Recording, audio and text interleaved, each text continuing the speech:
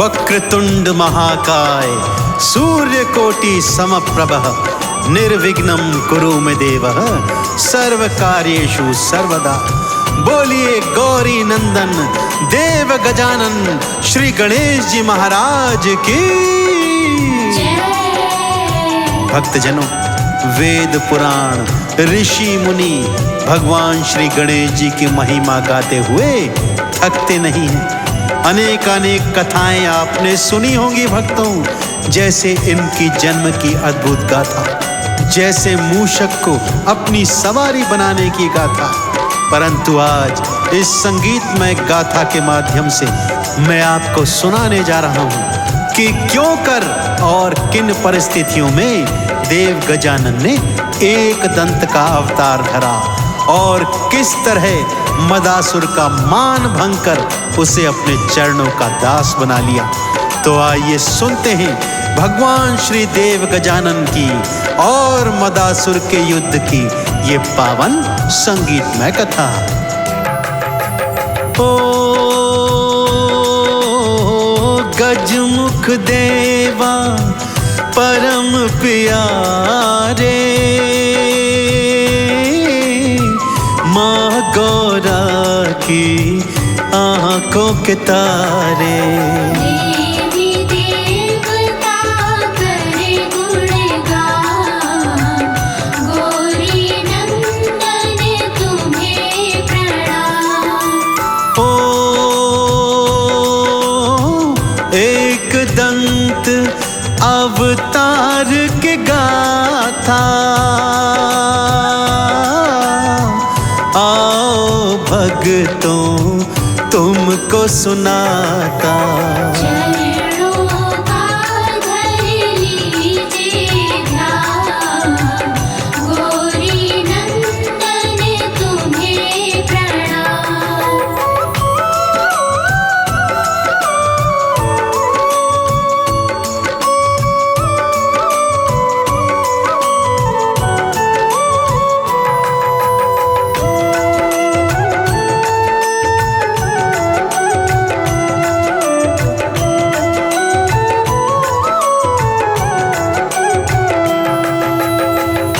कथा कुछ इस प्रकार से है भक्तों। एक समय एक महर्षि हुए जिनका नाम था महर्षि च्यवन। उनका ही पुत्र था मदासुर, बचपन से ही अत्यंत बलशाली, जिसका बल देखकर त्रिलोकी भी हैरान रह जाती थी। अपने बलबूते पर उसने बड़े बड़े पहाड़ों को अपने स्थान से उखाड़ दिया। बड़े बड़े वृक्ष तो तिनकों की तरह उखाड़ा करता था मदासुर। तभी उसने सोचा कि क्यों ना दैत्य गुरु शुक्राचार्य की शरणागति ली जाए। सो पहुंच गया उनके चरणों में उनका दास बनने के लिए।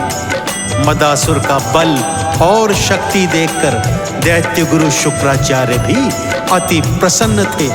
सो उन्होंने उन्हें एकाक्षरी मंत्र दिया और कहा, इसका जाप करो, इससे तुम त्रिलोकी के स्वामी बन जाओगे।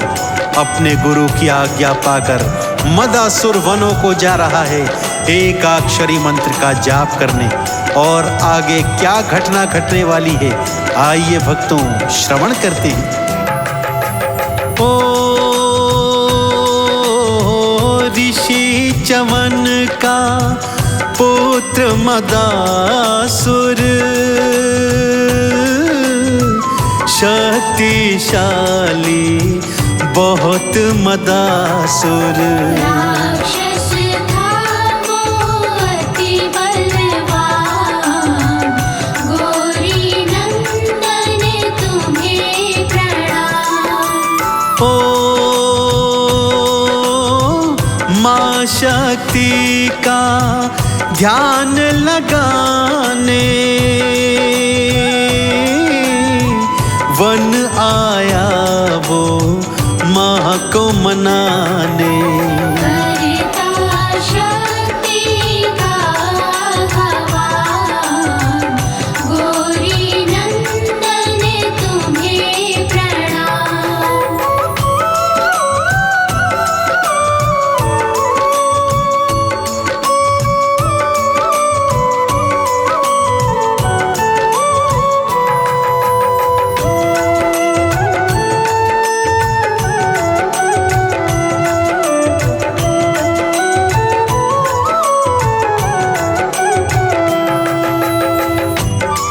एकाक्षरी मंत्र ह्रीम का ऐसा घनघोर जाप किया भक्तों उसने कि उसके सारे शरीर पर मिट्टी जम गई, जिस पर चींटियों और दीमकों ने अपनी अपनी बांबियां बना ली।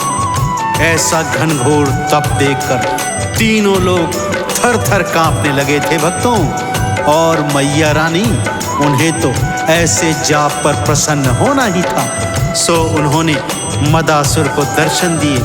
मदासुर ने अजर अमर होने का वरदान मांगा, परंतु माता ने यह वरदान नहीं दिया, क्योंकि यह सृष्टि के नियमों के विरुद्ध था। तब उसने त्रिलोकी का विजेता होने का वरदान मांगा, सो माता ने तथास्तु कहकर यह वरदान उसकी झोली में डाल दिया। मैया का वरदान प्राप्त करते ही मदासुर ने तीनों लोकों पर अधिकार कर दिया। स्वर्ग को जीतकर इंद्रादि देवी देवताओं को स्वर्ग विहीन कर दिया।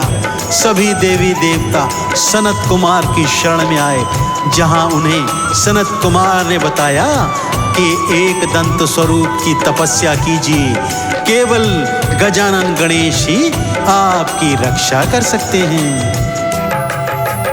ओ श्री गणेश को मन से ध्याओ, इन चरणों आह्वान लगाओ। ही करेंगे अब कल्याण, गौरी नंदन तुम्हें प्रणाम। ओ 100 वर्षों तक तप था लगाया, एक दंत ने दर्श दिखाया।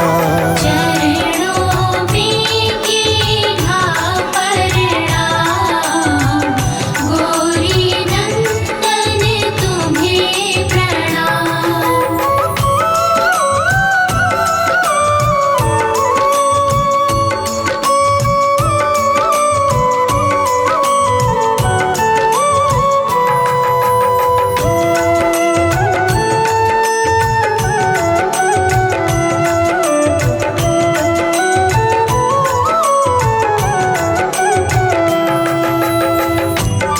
वर्षों तक देवी देवताओं ने भगवान श्री गणेश के एक दंत स्वरूप की घनघोर तपस्या की। तब भगवान के एक दंत अवतार ने उन्हें दर्शन दिए और उन्हें अपनी शरण में आने का कारण पूछा। कातर स्वर में सभी देवी देवताओं ने मदासुर के आतंक के विषय में एक दंत भगवान को बताया और कहा, अब त्रिलोकी में केवल आप ही हमारी रक्षा कर सकते हैं प्रभु। श्री गणेश जी ने देवी देवताओं को ढाढ़स बंधवाया और आश्वासन दिया कि वो शीघ्र ही इस समस्या का समाधान करेंगे। सो अपने वाहन मूसे पर सवार होकर हाथ में कुठार, दंश और भाला लेकर भगवान एकदंत युद्ध भूमि में चले गए। भक्तों, पहले तो मदासुर के सैनिक भगवान एकदंत के सन्मुख आए और कर्मों की गति पाते हुए उनके हाथों मारे गए। अब आगे क्या विधि का विधान रच रहा है, क्या होने वाला है, आइए सुनते हैं। ओ देवों को ढाढ़स बंधवाए, एक दंत प्रभु सन्मुख आए। हे प्रभु कर दीजिए कल्याण, गौरी नंदन तुम्हें प्रणाम। ओ मूसे की करके असवारी, युद्ध भूमि आए अवतारी। गाथा सुनो सबसे है महान, गौरी नंदन तुम्हें प्रणाम।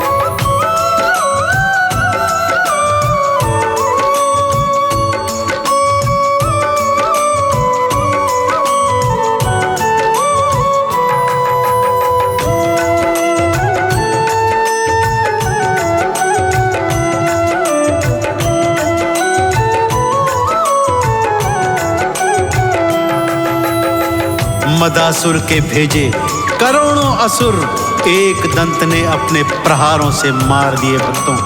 जब मदासुर को ये ज्ञात हुआ कि उसके सैनिक मर चुके हैं, तब भयंकर क्रोध में भरकर वो युद्ध लड़ने एक दंत भगवान के सन्मुख आया और अनेक अनेक शक्तियों का प्रयोग भगवान पर करने लगा।